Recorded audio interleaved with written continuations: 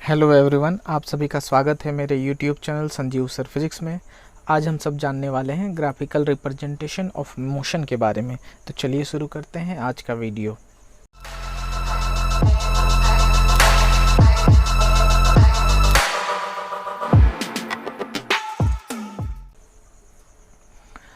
इस वीडियो में हम जानने वाले हैं ग्राफिकल रिप्रेजेंटेशन ऑफ मोशन के बारे में।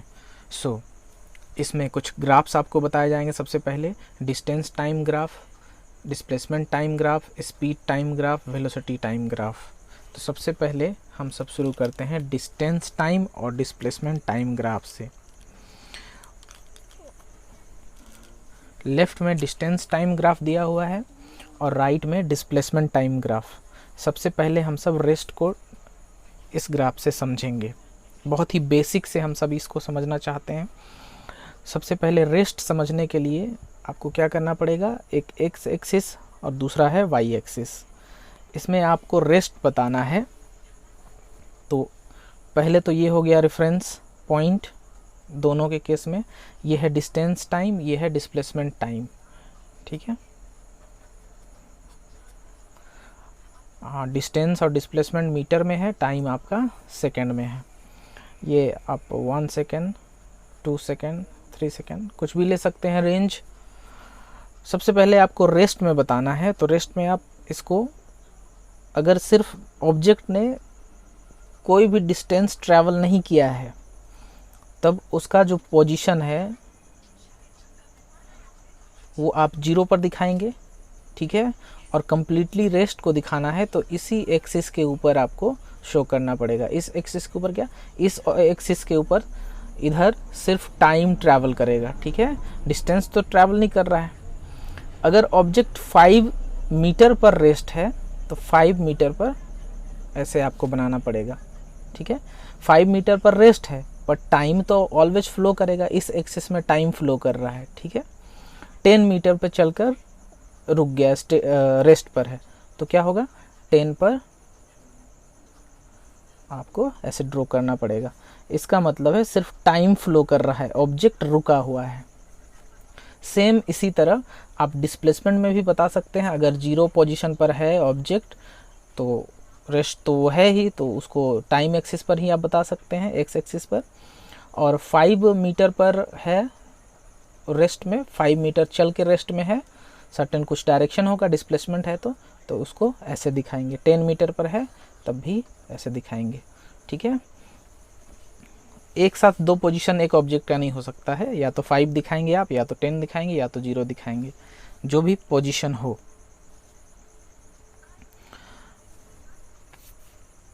दूसरा है हमारा, अगर यूनिफॉर्म स्पीड को दिखाना हो, यूनिफॉर्म स्पीड, तो इधर हो जाएगा यूनिफॉर्म वेलोसिटी। तब आप क्या दिखाएंगे, कैसे दिखाएंगे, डिस्टेंस टाइम ग्राफ में। ये है आपका distance time graph, capital D for distance, small D for displacement, distance time graph. और ये है डिस्प्लेसमेंट टाइम ग्राफ। ठीक है, इधर बनाया गया है। तो यूनिफॉर्म स्पीड को आप कैसे दिखाएंगे, ये स्ट्रेट लाइन। ठीक है, और यूनिफॉर्म वेलोसिटी को स्ट्रेट लाइन। दोनों में कहना यह चाहता है कि इक्वल टाइम में इक्वल डिस्टेंस ट्रैवल कर रहा है।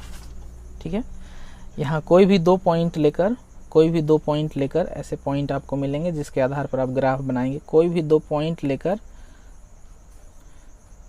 इसको हमेशा आप डिवाइड करेंगे डिस्टेंस बाय टाइम, तो यूनिफॉर्म स्पीड आपको मिलेगा, उसका वैल्यू हमेशा कांस्टेंट मिलेगा। उसी तरह कोई भी 2 पॉइंट लेंगे आप, वैसे तो बहुत सारे पॉइंट होंगे, कोई भी 2 पॉइंट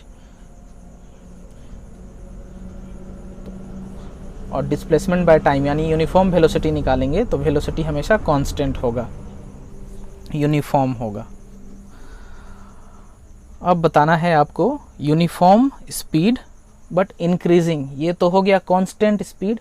ठीक है, कांस्टेंट स्पीड, और ये हो जाएगा कांस्टेंट वेलोसिटी, ठीक है, एक ही वेलोसिटी मिलेगा आप इसमें आपको।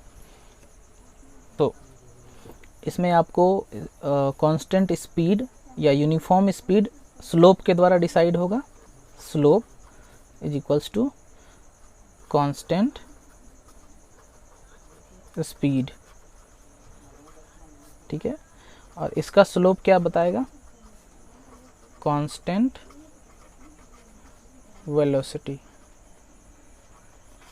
और स्लोप हमारा हमेशा टेन थीटा बताता है, टेन थीटा, और ये हमारा थीटा, ठीक है। सो थीटा क्या बताता है, tan theta P by B, ठीक है। परपेंडिकुलर, आपको परपेंडिकुलर इस पॉइंट के लिए परपेंडिकुलर ये हो जाएगा, इसके सामने डिस्टेंस, ठीक है, और ये बेस हमारा हो जाता, बेस ये टाइम, ठीक है। तो obviously distance by time speed आपको मिल जाता। उसी तरह इसमें भी वही होगा, परपेंडिकुलर बाय बेस, तो क्या होगा, डिस्प्लेसमेंट बाय टाइम, जो कि आपको मिलेगा वेलोसिटी। इसी तरह ये इंक्रीजिंग और डिक्रीजिंग नॉन यूनिफॉर्म का केस है, ये आपका नॉन यूनिफॉर्म का केस है। नॉन यूनिफॉर्म में इंक्रीजिंग ऐसा होता है और डिक्रीजिंग ऐसा होता है, इसमें भी इंक्रीजिंग ऐसा होगा और डिक्रीजिंग ऐसा होगा, ठीक है। अब हम सब चलते हैं स्पीड टाइम ग्राफ और वेलोसिटी टाइम ग्राफ, ठीक है। लेफ्ट में स्पीड टाइम और राइट में वेलोसिटी टाइम।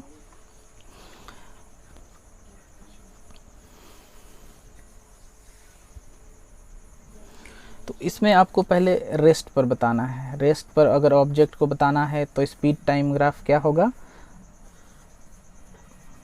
ये हो गया स्पीड, ये हो गया टाइम। रेस्ट पर बताना है तो क्योंकि इस एक्सिस पर आप बता नहीं सकते, ये तो स्पीड बताएगा, तो इसी एक्सिस पर आपको बताना होगा टाइम के एक्सिस में, क्योंकि टाइम तो फ्लो करेगा, ठीक है। और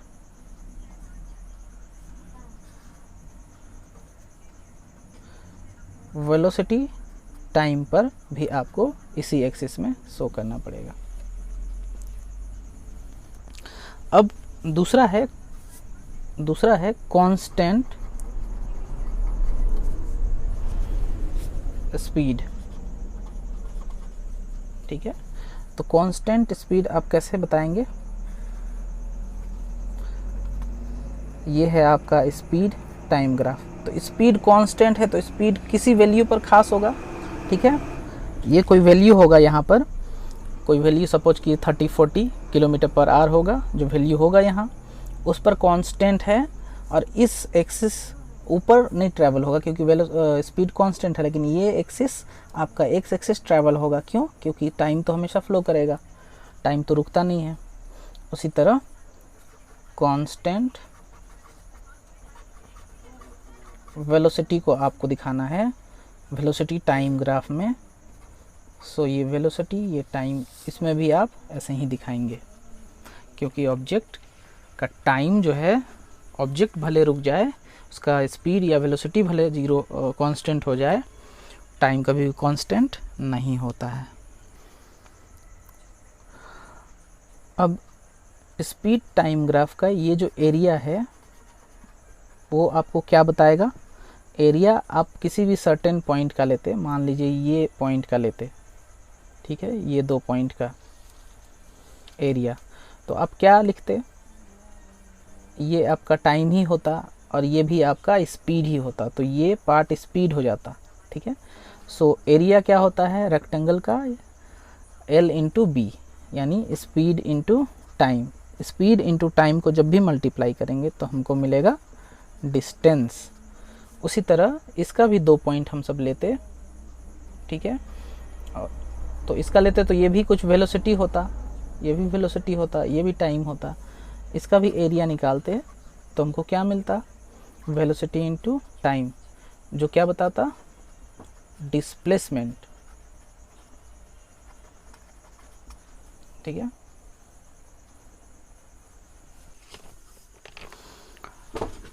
अब यूनिफॉर्म स्पीड को आपको बताना है,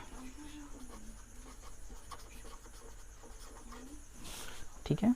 यूनिफॉर्म स्पीड तो आप उसको बताएंगे स्पीड टाइम ग्राफ, ये यूनिफॉर्म, ठीक है। सो यूनिफॉर्म स्पीड में जब ऑब्जेक्ट रेस्ट पर था उसके लिए है, ठीक है। ऑब्जेक्ट इनिशियली,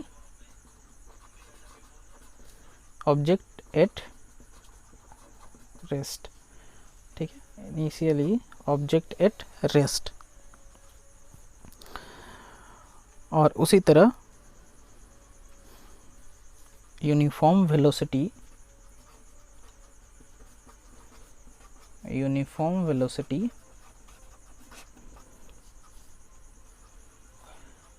भी आप ऐसे ही बताएंगे वेलोसिटी टाइम ग्राफ में, जब ऑब्जेक्ट इनिशियली रेस्ट पर रहे, ऑब्जेक्ट इनिशियली रेस्ट पर रहे, तब के लिए भी यही है। आप इसका स्लोप जब निकालेंगे,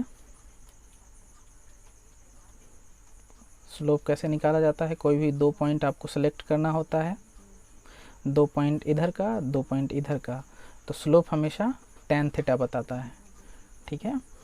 सो स्लोप tan थीटा बताता है, और tan theta perpendicular by base, तो परपेंडिकुलर में आपको मिलेगा वेलोसिटी, ठीक है। तो 2 वेलोसिटी मिलेगा, चेंज इन वेलोसिटी, मतलब ये एक होगा ये आपका v1 और दूसरा होगा v2, ठीक है।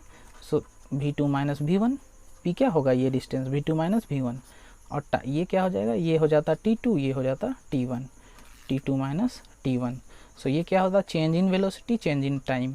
So change in velocity upon time क्या होता है, एक्सेलरेशन। सो ये यूनिफॉर्म एक्सेलरेशन मिलता, ठीक है। इसमें ऐसा कुछ नहीं मिलता क्योंकि ऐसा स्पीड में कुछ ऐसा फार्मूला नहीं होता है। सो यूनिफॉर्म एक्सेलरेशन मिलता। दूसरा, जब when object is not at rest, जब ऑब्जेक्ट रेस्ट पर नहीं हो तब इसका ग्राफ कैसा बनता, कुछ स्पीड होता, कुछ स्पीड होता तो यहाँ पर मान लीजिए t = 0 पर यहाँ से शुरू करते। उसी तरह दूसरा केस, इसमें वेलोसिटी टाइम में हम सब इसको शुरू करते, कुछ वेलोसिटी होता ये, ठीक है, यहाँ से शुरू करते, यहाँ पर कुछ वेलोसिटी होता, यहाँ पर कुछ स्पीड होता ऑब्जेक्ट का।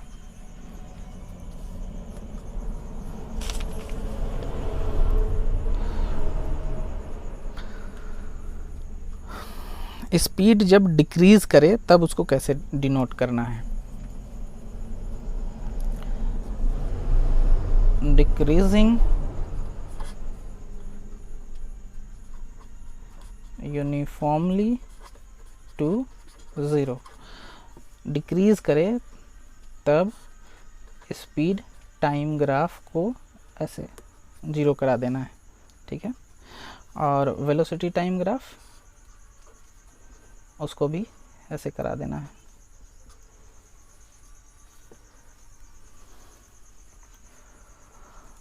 और नॉन यूनिफॉर्म स्पीड तो आपको पता है,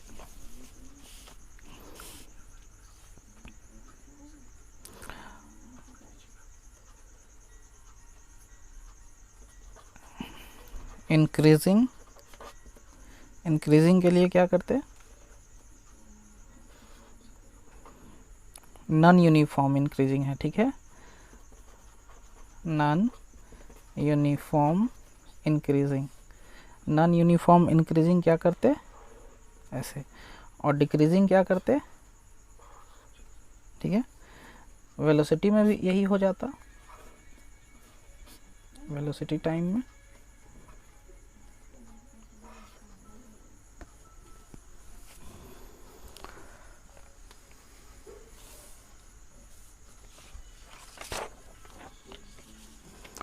नॉन यूनिफॉर्म स्पीड क्या हो सकता है, या नॉन यूनिफॉर्म वेलोसिटी।